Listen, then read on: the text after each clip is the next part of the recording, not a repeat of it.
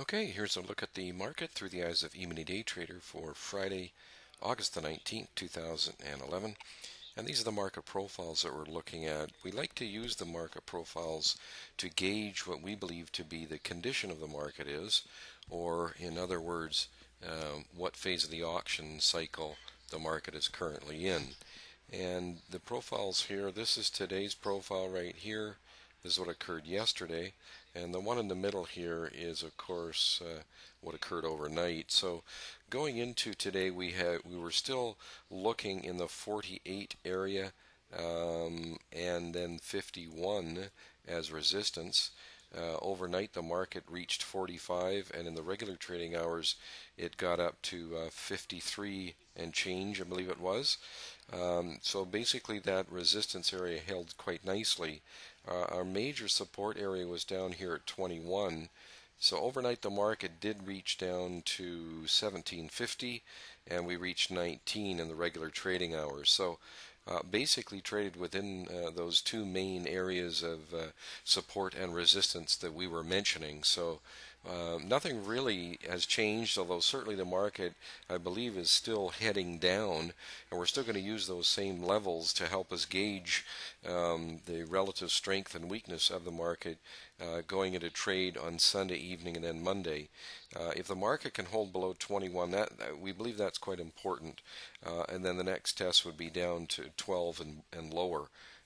It could be, quite a bit lower. So that's really how we're looking at them. These are the regular profile or the profiles from the regular trading hours. Here's our software right here. Our trades all occurred relatively early in the day today. We had a long trade there. These are the blue up arrows that identify our long trades. So we had several of them on the way up there. And then we had a short trade here that was never filled, just like this long trade here was never filled. And then we, of course, as you can see here, we had this short trade here. So that worked out to be a really good entry. We were, however, in the neutral filter. So taking a trade like that, as this one, I'm sorry, I missed this one here. That was the first short trade. But we had just come out of we were in the neutral filter, just come out of the green or upward bias. So we ended up by not taking that very first trade, that short trade, but we did take the next three long trades. And they moved in our favor. Well, they didn't move against us. The second one moved a point and a half against us, but the other two didn't move against us at all. And they moved for us 3 3/4 points, 1 3/4 points, and 2 points. So we were able to reach our second objective because we were just trading a half-size position because of the relative volatility in the market during this very early session. So and on the half-size position, instead of just going for three ticks or 3/4 of a point on the first objective, we go for six. And so you can see that we reached our first objective on all of these trades. Two of them ended up as break even. The first one here, though, did quite well. It rallied here. This is somewhat unfortunate. We just got nicked on it right here at our entry price before it had a really nice rally up here of some 6 points, 7 points higher. So, and then of course that's when it ended up by shortly thereafter going all the way up and making that high at 53 and change. So, a pretty good day of trading considering the kind of early volatility that we had, and then it basically sold off for the rest of the day. So, the market is still looking much more weak than strong, and we would expect to see some of that follow through Sunday night, as early as Sunday night, and then of course on Monday.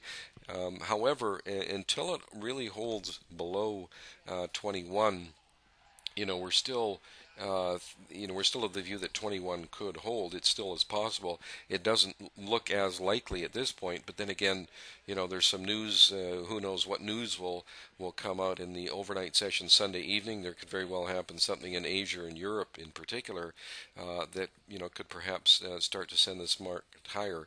And then of course we'd be looking at in around 41 and then 48 and 51 as resistance areas, then all the way up to 61. But once it gets down below 21, we're looking at 12, and then even down to 1090, or 1098 and then 1090. So there's certainly some good opportunity on the short side should the market hold below 1121. So that's sort of the thing we're really going to watch for here come Sunday night or Monday to see if it can hold below 21, because if it does, that would be a pretty bearish development. So that's really a look at the market for today. Any questions or comments, don't hesitate in getting a hold of us at info@eminidaytrader.com. We always enjoy hearing from you, so any questions or comments are always welcome. So that'll be it for today. Have a really good weekend, and we'll see you all again on Monday.